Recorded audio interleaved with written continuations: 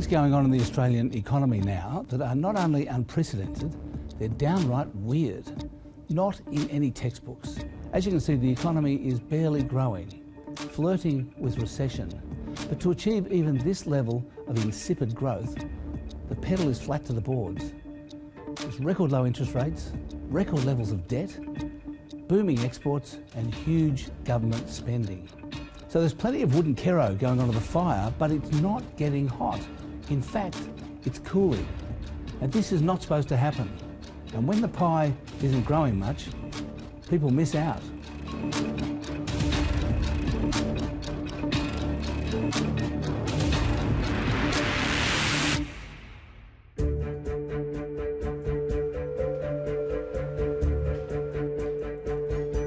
Now, in this series, you won't just hear from me, but also some key players in the economy. And I don't just mean economists and boffins, I mean you and people like you, the real key players.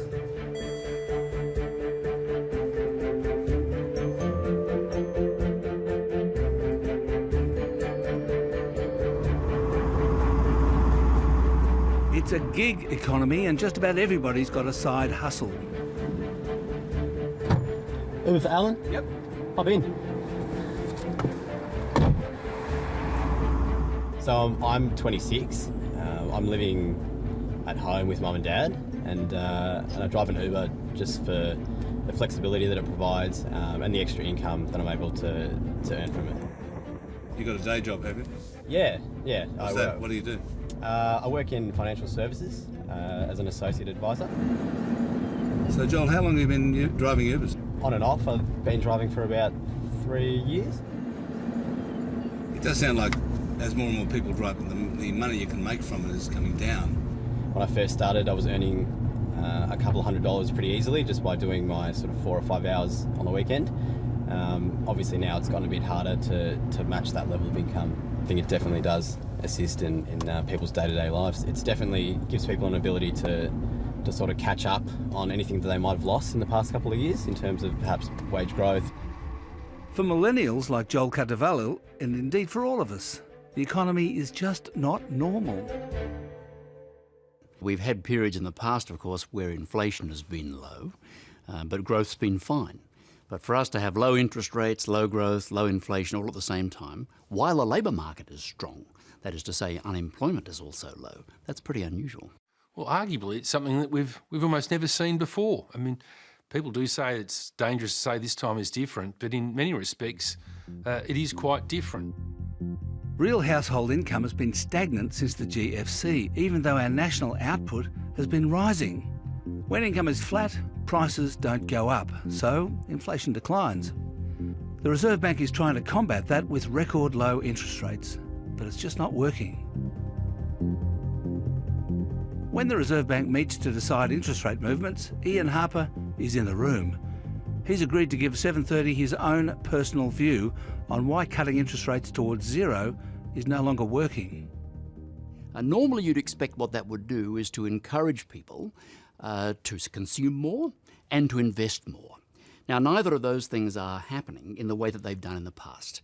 Precisely why, unless you just sort of wave your hand and say, look, it's all about uncertainty, we're not so sure, there's something in that. We really don't know the answer to that question. So what is true is that both here in Australia and elsewhere, economies aren't responding to easier monetary conditions in the way that was true in the past. For the average Australian household, a slowing economy means tightening belts and sticking to a budget. Ring a rosy, pocket full of posy, a tissue, your fault. I'm Alicia Bartoloni and I live here in Gozzles, WA with my partner Paul. The mortgage for this house was around $330,000 4 years ago. A year after we bought this house, we had Lachlan. You're happy to push this. And then a year later, we had Hunter. It was quite hard at the beginning. In our financial situation, having kids so quickly after the mortgage. I need two against the chair. Two to share, you gotta get one. With our budget, like when we had the kids and like money was a bit tight, things that we would cut out first would be going out for dinner. We are not fancy eaters. The kids, you know, half the time they don't eat what you cook anyway, except the pasta. So pasta's a cheap meal. It's easy. I come from an Italian background. Gel, large flat white, extra shot. I am a manager of a cafe in one of the big shopping centres in Perth, and Paul works away FIFO up in the mines. I wasn't eligible for maternity leave through my actual workplace. Paul changed jobs pretty quickly as well since moving here. Then he went into the mines, which again is still a casual position, has been for the last 3.5 years. First, when we bought the property, they did want $355,000 for it. We got it down to $338,000. We had it valued by a real estate agent only a couple months ago, and he said the highest we would get is around $280,000. So it has dropped quite a lot. There's always going to be peaks and troughs. We're in the trough, but I think it will start to pick up again. It has to.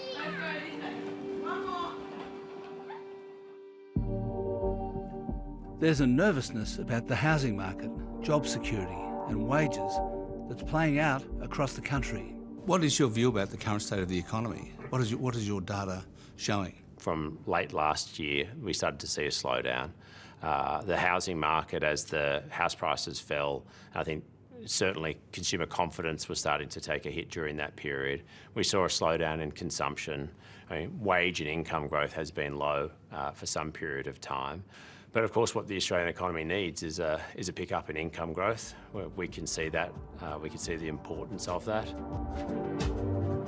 Every hour, about 80,000 Australians will use a Commonwealth Bank credit card. This means the bank and its CEO, Matt Comyn, know what Australians are spending. We combine that with Google searches, where in the next minute, 60,000 Google searches will occur.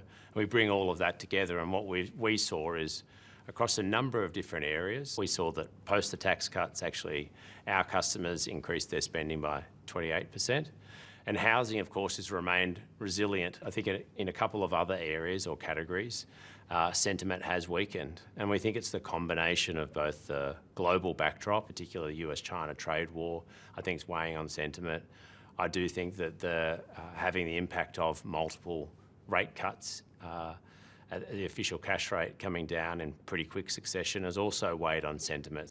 That's now a worse trend than we saw even in the early 1990s recession. We've had a sneaky little recession in disposable income over the last 6 or 7 years.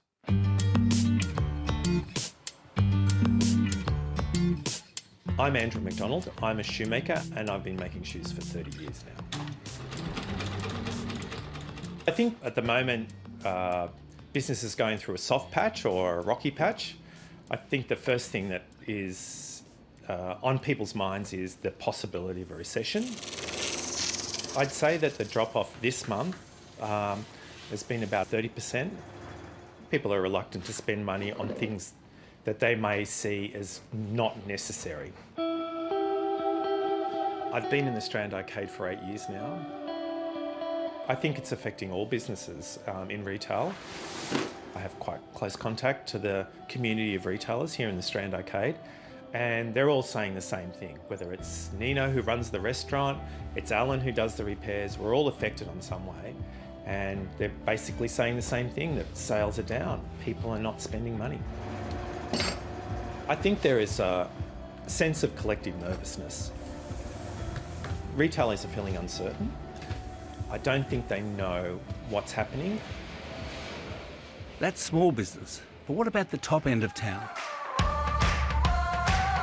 Even in a downturn, Australians will always shell out for some products, even if they're on a budget, and one of them is soft drink.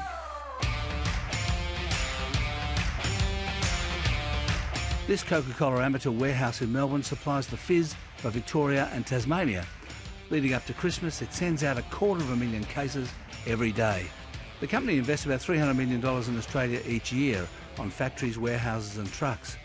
But even with that, growth is hard to come by. I think it is pretty challenging for any of us to be finding growth at the moment. We're still growing, but it's pretty hard-won growth, I would say. And, if we look at the stats, it tells us that a lot of households are, in real terms at least, worse off than they were, say, 10 years ago. And I think that, people are just not seeing as they look forward any reasons for that to change. Do you think that the rate cuts that the Reserve Bank has been making this year have had the perverse effect of scaring people? I think there is an element of that, and this sort of sense of battening down the hatches, I think it does reinforce from the consumer point of view that, boy, things are looking a little bit dire.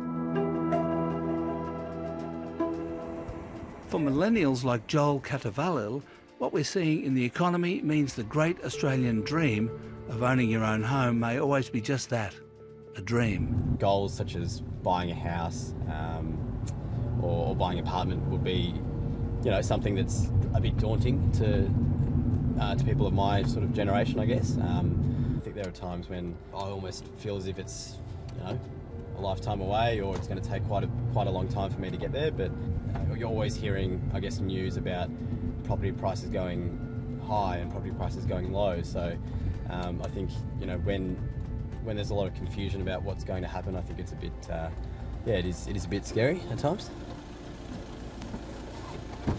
All right, catch you later. The Australian economy seems to be stuck in low gear no matter what we do. Thanks, Joel. See you, mate.